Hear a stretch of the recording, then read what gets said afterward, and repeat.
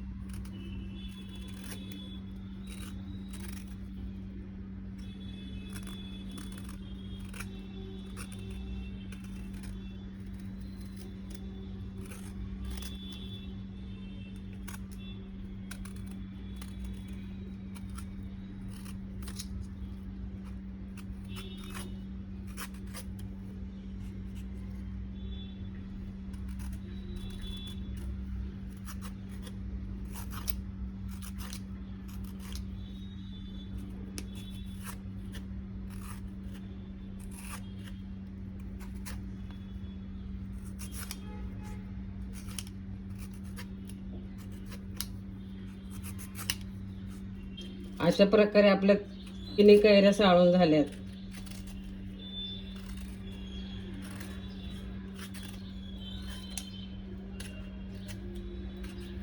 आता आपण कैरी किसून घेऊया।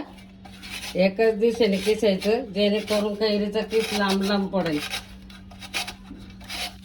हे बघा असं किस पडतो लांब लांब।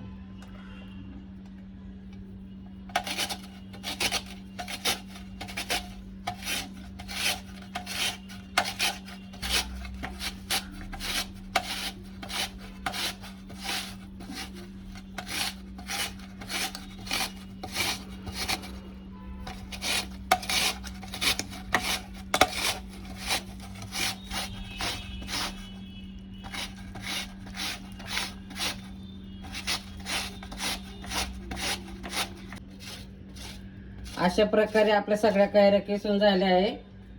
आता मी कैरी किस पिळून घेते। कैरी पिळल्यामुळे आंबटपणा कमी होतो आणि साखर आंबा जास्त दिवस टिकतो।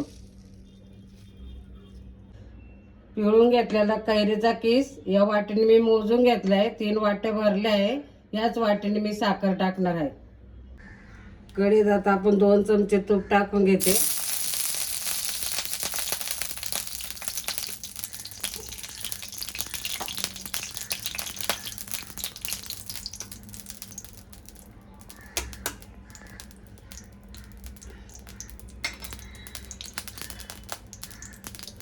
चार लवंगा टाकते, 2-3 दालचिनीचे तुकडे टाकते, 2 विलायची टाकते तोंड फोडून।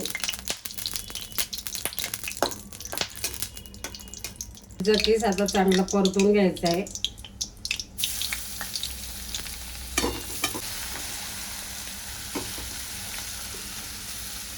कैरीचा किस चांगला तुपावर परतून घ्यायचा आहे।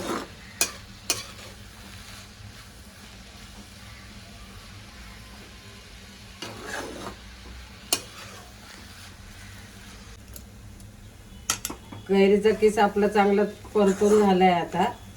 आता मी ज्या वाटीने कैरीचा किस मोजून घेतला होता त्याच वाटीने 2 वाट्या साखर टाकून घेते। कारण मी कैरी पिळून घेतली होती, तर तुमच्या अंदाजानुसार तुम्ही कमी जास्त साखर टाकू शकता।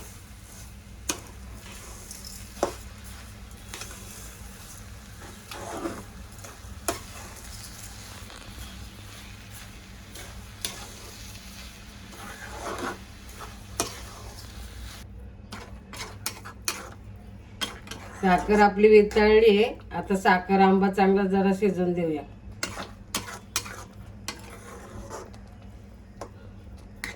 मी थोडं केसर टाकते, तुमच्या का असेल तर टाका, नाही टाकलं तरी चालेल।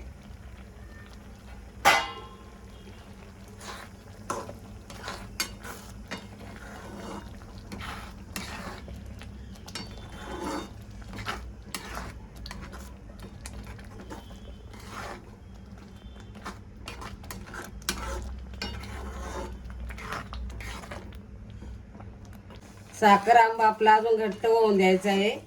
केसर टाकल्यामुळं कलर आला आहे आणि दालचिनी विलायची टाकल्यामुळं सुगंध सुटलाय.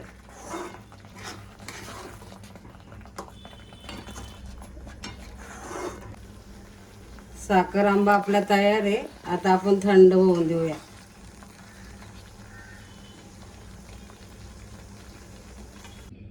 साखर आंबा आपला थंड झाला आहे. मी बरणीत भरून घेते. हा व्हिडिओ आवडला असेल तर लाईक करा, शेअर करा, माझ्या चॅनलला सबस्क्राईब करा.